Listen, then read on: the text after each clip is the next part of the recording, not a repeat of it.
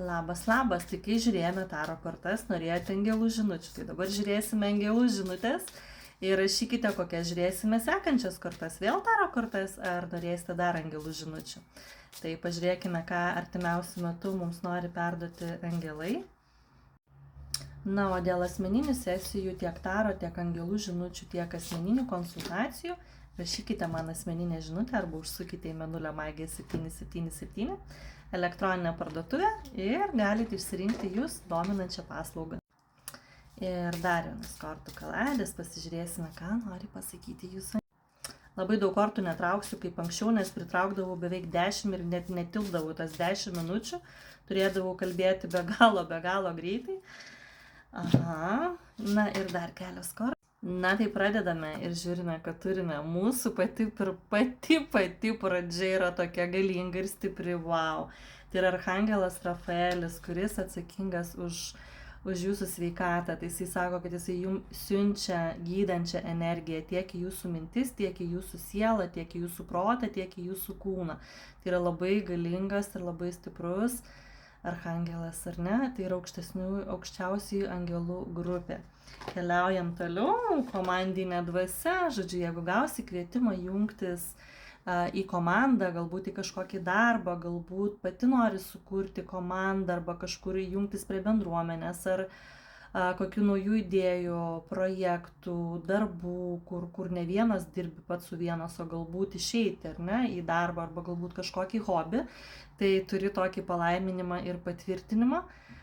Iš tiesų jungtis arba kurti savo komandą, ten jausies žymiai stipriau, žymiai su. Na, galų gale bendraminčių būryje visą laiką juk ir daugiau palaikymo, minčių, idėjų, ar ne? O, kažkaip šitą kartą pas mus pradėjo lankytis labai dažnai. Kai atliksi tuos visus namų darbus, tau visata ruošia dovaną ir siurprizą. Tai jau horizonte jau galite matyti, va štai jau yra kuriamas jums siurprizas. Labai lauksiu komentaruose jūsų atsiliepimų, nes kai tik šita korta iškrenta, prirašot labai daug gražių žinučių tiek komentaruose, tiek man į asmeninės ar ne, privačias žinutes, tai labai dėkoju, kad dalinatės. Lauksiu ir vėl dar, ką jūs turite padaryti būtinai, tai yra pagalvoti, ar ne, atleidimas. Galbūt laikas kažką paleisti, ar ne, išsilaisvinti, susigrąžinti savo energiją. Galbūt jūs turite kažkieno atsiprašyti, o galbūt jūs turite kažkam atleisti, tai tikrai įsivertinkite, pagalvokite ir tai nėra tik tai šiaip gestas, ar ne? Būtent atsiprašymas, atleidimas labai stipriai keičia gyvenimą ir pagalvokite, gal kažkur kažkas yra, nebūtinai dabar, galbūt vaikystėje su kažkuo susipykote ir iki šios dienos kažkaip nešiojatės tą mintį ir gal vis dėlto reikėtų tai padaryti. Aš pritarčiau bet kuriuo atveju, kad reikėtų tai padaryti, nes žinau, kaip tai veikia. Na ir jūs tą sužinote asmeninėse konsultacijose. Na ir vienas labai stiprus priminimas, nuostabus ar ne ir galingas, tikėk savimi ir savo svajonėmis. Jo, šita karta pas mus irgi pakankamai dažnai ateina, ar ne? Tai vat primena tau, pati visata ir tavo angelai ir tavo vedliai, tikėk savimi ir savo svajonėmis. Tu pati jomis netiki, kaip jos gali pradėti pildytis, jeigu tu pati net jų nepalaikai. Na ir kitos kortos labai įdomią žinutę atneša. Naujas partneris gyvenime. Turėsi šansą artimiausiu metu arba šį mėnesį susitikti su žmogumi, su partneriu. Tau yra ruošiamas šis susitikimas, atkreip dėmesį apskritai visus naujus žmonės, ar ne, tau dabar siūsi tavo gyvenimą, čia nebūtinai tik tai meilės prasme, ar ne romantikos, ar ne, bet apskritai siūs tau naujus partnerius, bendraminčius, lygiai taip pat kaip pirmosios mūsų kortos sakė, ar ne, komanda, ar ne, bendrystė, bendruomenė, bet sako, kad tu atpažinsi jį iš jausmo, kai pamatysi, ar ne, tau ateis per kūną atsakymas, nes tu su juo jausies labai komfortiškai, tau bus labai saugu, labai šilta ir tu galėsi su juo būti savimi. Tau nereikės būti būtinai oficialiai, žinai, laba diena, ar galėčiau, labas, nori kartu išgerti kavos, ar ne? Nu, bet galėsi toks iš karto artumas atsiras su tuo žmogum.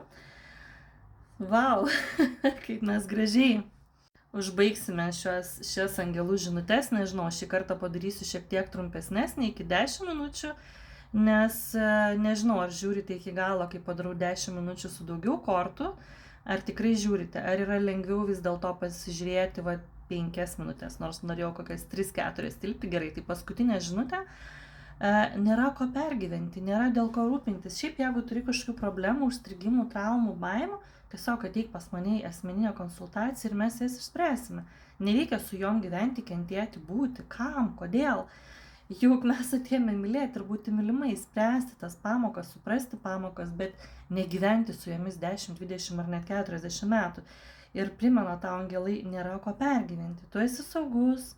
Visos situacijos yra tau siunčiamos, ar ne, iš dieviškojo plano. Ir tam tikri dalykai turi nutikti.